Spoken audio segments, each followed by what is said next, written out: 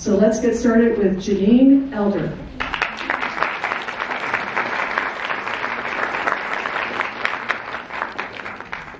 Thank you, Kate, for inviting me here today, and thank you, everyone, for being here, taking time out of your busy lives. And I know some of you would rather be sleeping on a Saturday morning. I would be too. So feel free to nap during this talk, but please don't snore. A little nervous, my first talk, but we'll get through it. So has anyone here felt discouraged about their health? How about your weight? Well, the reason I'm here today is to show you that no matter what your obstacles are, that there's hope, and it starts with a potato.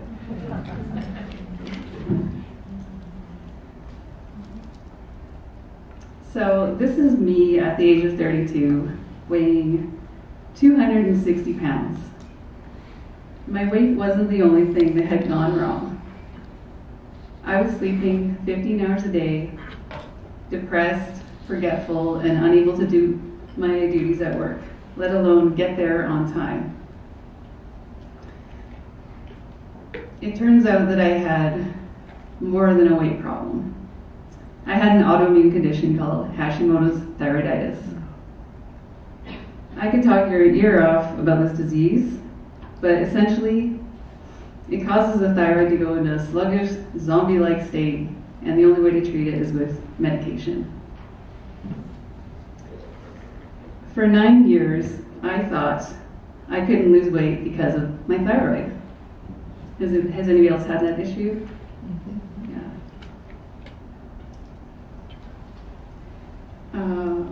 Sorry. But clearly I was wrong. This is me at the age of 42 at 160 pounds. Actually, 155.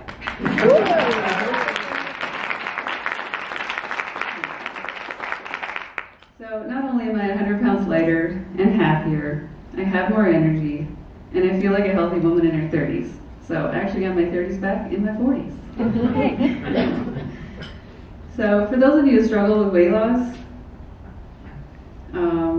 have you had any of these barriers, I'm curious,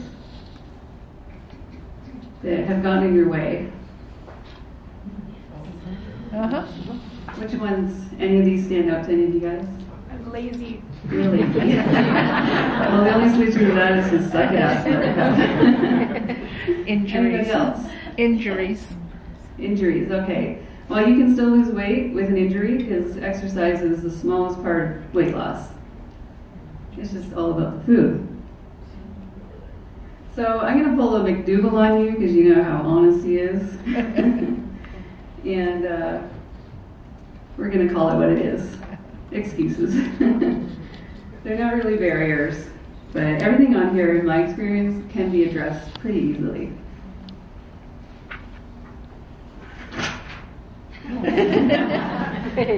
So one excuse I'm all too familiar with is the fear of failing on yet another diet. So fad diets, what I call failure at dieting. How many of you have tried several of these? Same. So, like Dr. Lim, I too did the fat-free diet back in the 90s, and I think we're about the same age based on our dieting history. And I did a complete 180. I went and did the Atkins diet. And when I did the Atkins diet, I got down to my lowest adult weight of 150 pounds for about 30 seconds. So there's something missing from all of these diets. And what do you guys think is missing from these diets? Potatoes. Yeah, I don't agree with that one. Well, most of them are not sustainable. Maybe the Subway diet, if you want to eat Subway every day, it's getting kind of boring, but it's not necessarily that healthy. But none of these diets are sustainable, and none of them actually taught me or you about how to actually enjoy real food and what real food is, and how to eat for the rest of your life.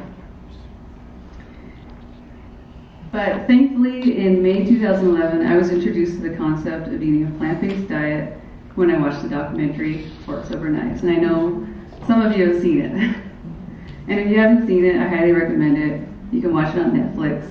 There's also a lot of other great documentaries on Netflix as well, like What the Health and a few others. So I really recommend checking those out. So after watching Forks Over Knives, my husband and I immediately switched to a plant-based diet. We didn't really know what we were doing, and we somehow completely missed the part about the documentary where they say to eat whole plant foods. And the whole no oil thing went over my head. So we just kind of winged it and ate veganized versions of our typical meals. Not exactly healthy, but a little healthier than what we were eating. So even with winging it, I lost 25 pounds, which I don't really have a picture of because my weight fluctuated so much over this time. And yeah, this was in the first 6 months, and my husband lost 60. So at this point, I weighed more than my 6'3" husband. Ladies, I'm sure you can relate. Your husband can just like take out soda or pop and he loses 10 pounds in a month.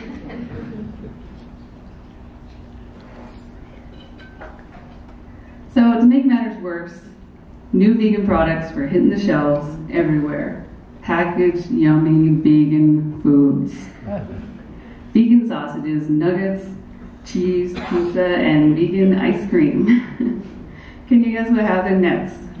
Weight went up? Weight gain? Yes, I gained the 25 pounds right back. In fact, I gained and lost that same 25 pounds over the next 5 years.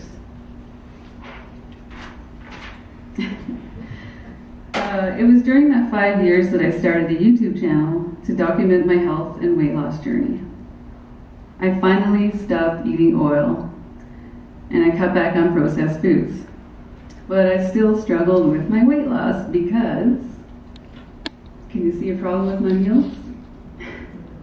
Not healthy. I was drinking giant 700-calorie smoothies, or a smoothie bowl, twice a day, and ended my day with a McDougal-style dinner, which at least I had that part right. But even so, this was the healthiest I'd eaten in my entire life, and I finally started to feel more vibrant and energetic because I wasn't eating as much processed foods. So in 2016, I did some crazy, intense workouts for 9 months, preparing for an obstacle course race. You may have heard of it, the Spartan race, Mud Runner, Tough, all those ones, you get all money. I got fitter and stronger, but it didn't get me any slimmer. This is me after one of my workouts. But I didn't let that stop me from finishing the race. I pushed through those obstacles like a boss and completed the race in my 190-pound body. Wow. It was hard to get over the walls. Thank you. I had to stand and push my butt so I could get over the walls, but I did it. A few months after the race, my weight crept up to 210 pounds. And there's me with one of my heroes, Chef AJ, around 210 pounds. And that was the weekend I went to the Portland Veg Fest and gorged on junk food that weekend. But I had the pleasure of staying with Chef AJ and her friend Heather. I don't know if you know her, but she's lost over 300 pounds. And just being around those ladies all weekend was such a huge influence on me, and it just got me thinking about where I was at and what I needed to do next. But yeah, as a YouTuber with a channel about health and weight loss, this is kind of embarrassing. Because I'm here trying to inspire people, yet my weight's going up and down, and I just can't get myself together. So at this time, I was finally ready to admit that I had a junk food addiction. Or as Dr. Lyle would say, I was in the pleasure trap. And I needed to stop treating my body like it was a garbage disposal. So I made a commitment to focus on whole plant foods, like potatoes, rice, beans, vegetables, and fruit in their whole form. I was determined to completely reset my taste buds and change my relationship with food. And the previous year, I had seen this guy, Andrew Taylor, aka SpudFit. He did an all-potato diet for an entire year. And what attracted me to his story was that not only did he lose a ton of weight, but he overcame his junk food addiction. So that kind of got my interest there. So you might be wondering if it's safe to eat only potatoes. And by the way, I'm not promoting only an all-potato diet here, but just sharing this part of my experience where it led me to resetting my taste buds. So you might be asking, what about protein? But I think most of you know about that stuff here. And nutrients. And I discovered potatoes were full of vitamins, minerals, fiber, and nutrients, and probably one of nature's best foods if you are going to pick a food to only eat one of. And I looked into it a little bit more, looked at the nutrients of what I would get if I ate potatoes only for the day. And I don't know if you guys are familiar with Chronometer, but most foods don't have this much green, this much nutrients in them in your day, unless you're eating other foods along with it. So potato is pretty impressive.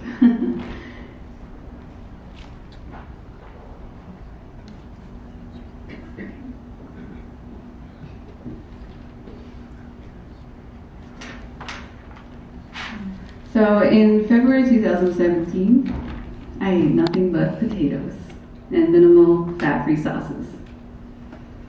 And can you guys guess what happened? Lost weight. I lost weight. It was a very minor difference, but I lost a solid 8 pounds. And I ate 112 potatoes that month. 112 pounds of potatoes. So I was eating about 4 pounds of potatoes a day, about 2 pounds per meal. I was eating 2 meals a day because that's all I was hungry for. And here it was, that's an average of 2 pounds a week. And me at 41 years old, losing 2 pounds a week when I struggled so hard in my 20s, my early 20s even, to lose a half a pound a week. Even when I was like working out really hard and eating those fat-free cookies. So this was amazing to me. And I also have Hashimoto's. And we're not supposed to be able to lose weight that easily. So that was the icing on the cake, the potato cake. The best part was that I reset my taste buds and I had a new appreciation for food, real food. And a banana never looked so good. I also learned to tell the difference between cravings and actual hunger. And for the first time in my life, you guys will probably laugh, but at the age of 41, I was able to eat broccoli without gagging. I also got really good at cooking potatoes, if I do say so myself. I learned that potatoes are incredibly versatile and tasty, even without the cheese, the butter, the oil, and the excessive salt. Oops. Oh. Give you guys too much so far. There we go. Okay, so for the next few months, I continued on my potato journey with the addition of vegetables. As you can see, we got vegetables in the mix there. And by the 4th month, I reintroduced fruit, rice, lentils, beans, and a small amount of nuts. So essentially, starch solution by this point. But most of my calories were still coming from potatoes because the more potatoes I eat, the more weight I lose. Just keeps me satisfied and keeps me away from junk food. So that is why I keep eating the potatoes. So in just under a year of a very potato-centric diet, I lost over 45 pounds. You can see I lost my back boobs there, which is nice. And just quite a difference, even in my face. It just blows me away that that's where I was. And that was even my heaviest, as you guys saw. Yeah, so, and yeah, I finally reached my 100-pound weight loss milestone in all of this as well. So, yeah, and the best part of it all is that I finally found a way to lose weight without counting calories or feeling deprived, or what I call hangry. So you can always ask my husband about that if you run into him. So yeah, this is me as a carbophobe on your left, and me as a carbivore. So, you know, if you know anybody that is afraid of carbs, or if you are still, I'm living proof that carbs aren't bad. And, you know, if you have somebody that's fighting you on that, send them to me. Show them my story. And so, yeah, now I have more energy and I feel better now in my 40s than I did in my 30s. And it's all because I made the decision to cut the crap and embrace the potato. So I invite you, if you haven't already, to discover what a whole foods plant-based diet can do for you. And, you know, you might be thinking, what if I fail at yet another diet? But the real question is, what if you succeed? So I have, you know, I don't really know how much more weight I have to lose, but the journey doesn't end here. It's continuing. I'm continuing to lose weight, and I believe Dr. Lim has a prescription for me to help me with my continued weight loss and health. Here you go, Jenny. Thank you. This is not pills. I don't want more pills. Look at that. We have a baked potato.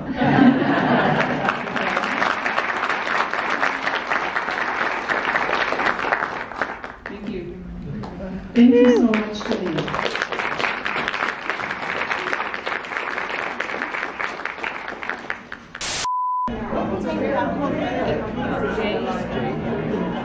Like the before and after photos, it's amazing. Yeah.